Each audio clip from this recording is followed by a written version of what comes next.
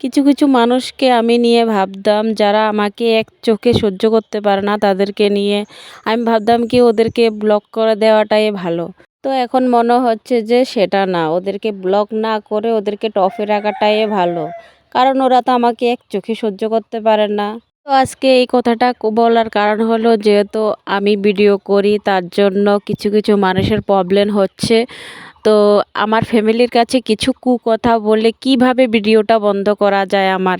তো আমি তাদেরকে বলতে চাই, তোরা হাজার চেষ্টা করলেও কিচ্ছু করতে পারবি না আমার, কারণ আমার এক নম্বরে আমার বর আছে আর দুই নম্বরে আমার পুরো ফ্যামিলি আছে। সেজন্যই তো বলতো আমার বর আর আমার বাবা, তুমি কিছু ভালো খেতে চাও, ভালো চলতে চাও, ওদের সেটা সহ্য হয় না। আর আমার বাবা সবসময় আমাকে বলে, কারো কথায় কোনোদিনও কান দিবি না, নিজের কাজ নিজেই করে যা। তোমরা তো সবাই জানো আমি এখন বাপের বাড়িতে আছি, আর সকালবেলা পাথারে কিছু বাবার সাথে কাজ করেছি, আর এখন দুপুর টাইম তাই বাড়িতে চলে আসলাম। আর বাবাকে বলছি আমি আজকে উঠানটা লেপবো, কারণ কালকে বাড়িতে যেহেতু বাড়িতে চলে যাব। আর আমাদের মা তো বাড়িতে কাজ করতে অনেকটা কষ্ট হয়, তার জন্য আমাদের বাবা সুন্দর করে গোবরগুলো মেখে দিচ্ছে যেহেতু আমার কষ্ট না হয়। আর এদিকে আমাদের মা টক রান্না করছে দুপুর টাইমে।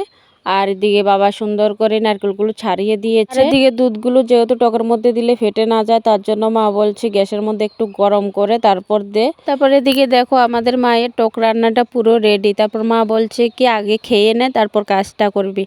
আর এদিকে আমাদের বাবা গোবর গুলে দিচ্ছে, আর আমি সুন্দর করে উঠোনটাকে লেপে নিচ্ছি। আমাদের বাপের বাড়ি হচ্ছে হুঁজায়, যেহেতু গ্রামে। আর এদিকে গ্রামের উঠান বাড়িগুলো দেখো কতটা বড় থাকে।